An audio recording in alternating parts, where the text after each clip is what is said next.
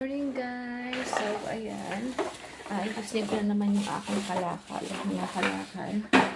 Ayusin ko sa labas kasi binubutas ng mga parang uwak na itim. No? So, ayusin ko siya dito. Pagsasama-samahin ko na dahil baka may maunahan pa ako. Hindi ko pa nabibenta to.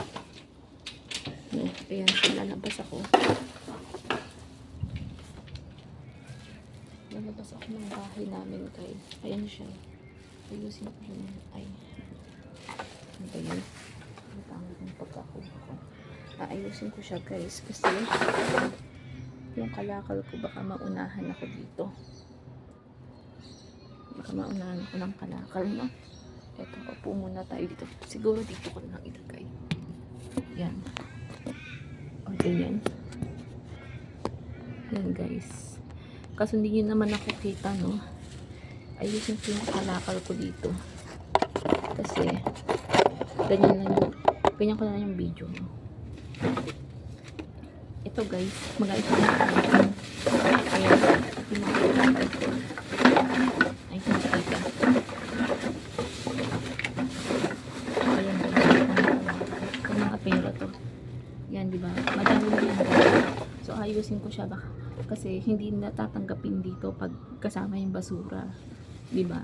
So, ayusin ko siya na isa-isa. Tatanggalin ko yung mga basura na kasama. Katulad nito, hindi to kalakal. Hindi nabibenta dito. So, tatanggalin ko yung mga hindi nabibenta.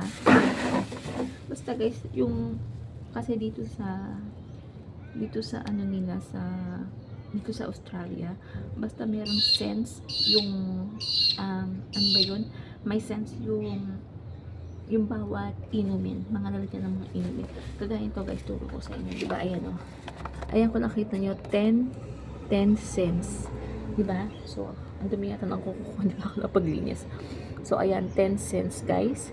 Pakikita nyo yung 10 cents kasi yan yung halaga dito ng bawat sa Australia. So, ayusin ko siya kasi binubutas ng mga uwak na itim. Naayos ko yung kalakal ko. So, hindi makita. Ayusin ko muna yung mga kalakal ko guys. Ito. Ilagay ko dito pa sama-samahin ko kasi nga inaano ng mga hype dito yung parang uwak na itim. Tingnan nyo namang ginawa binutas niya yung iba sayang guys diba? Tapos mauunahan pa ako sa pagbibenta, hindi ko pa nabibenta to kaya unahan ko na ito. Ayos ko na yung kalakal. Yung kalakal dito nga minsan pag yan ako nakikitang mga plastic sa bawat tadaanan ko, kahit sa basura, ang kinukuha ko yun kasi malaking perang kalakal dito guys. Alam niyo ba, yung nakaraan, pasensya na dumaan yung basurahan nyo kasi every Wednesday, kumukuha sila ng basura. So, eto guys, yung kalakal ko, baka unahin pa nga ako ng mga itim na ito. Ito kasi guys, pag every Wednesday, yan yung araw ng kuhan ng basura dito sa Australia. At saka alam nyo ba guys, ang dito, ang mga kalakal, may cents, kagaya ng 10 cents, pag nakasampu ka, pag naka 50 ka, magkano yung $5 na yan. So, magkano sa akin ang $5? Napakalamang talaga sa Pilipinas ang $5 kung iuwi mo dito. Yung iba kasi binutas ng mga uwak na itim. Yan, so, isang plastic na yan. Ayusin ko ulit kasi baka maunahan pang ako. Sayang hindi ko pa ito bibenta.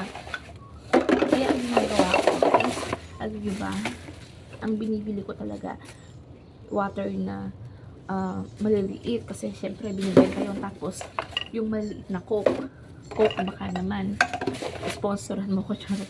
Tapos yung Yakult, may pera yan dito guys. Nangangalakal na ako.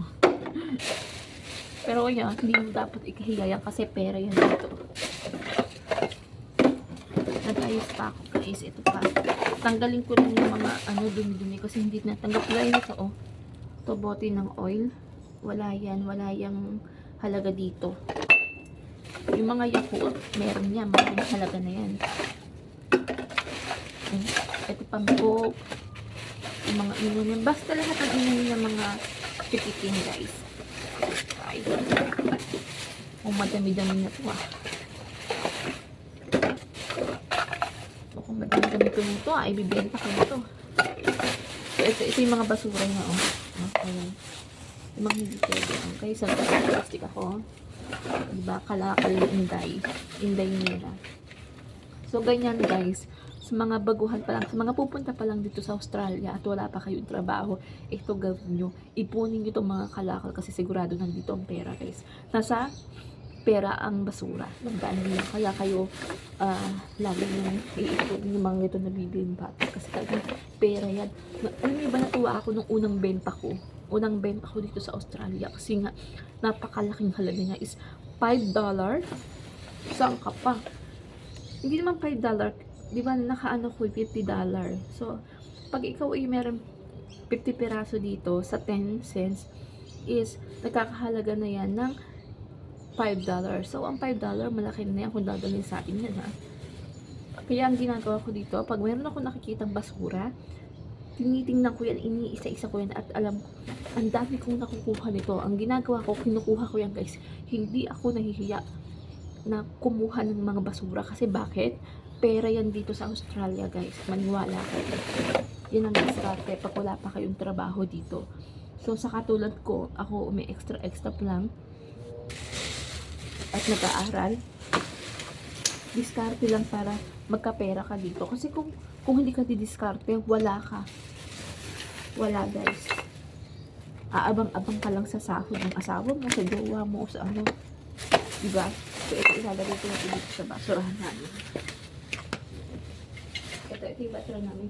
Ito naman guys, tuwing Thursday to. Tuwing Thursday to kinukuha kasi ano to yung mga kapatid dito. Hindi siya pwede lagyan ng ano to? Hindi ko alam kung ito yung may pencils din.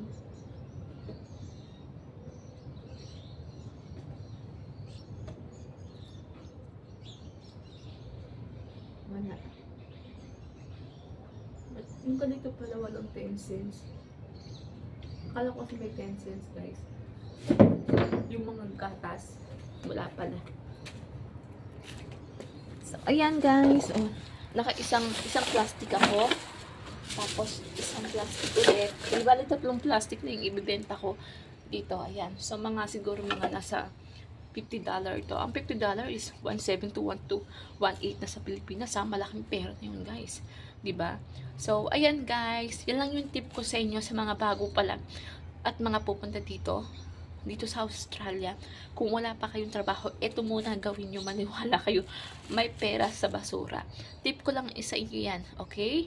So, maraming salamat sa pagsuporta nyo. Mira Vera. So, thank you guys. Sana please like and share and comment my video. And hit the notification bell para update kayo palagi sa aking mga video. Ayan, maraming salamat. So, i-update ko pa kayo dito guys about sa Australia. Maraming pa tayong i-upload about dito. Napakasaya dito at napakasarap guys. Sobra. Ayan, so bye-bye and see you next vlog. Salamat! Labay na po!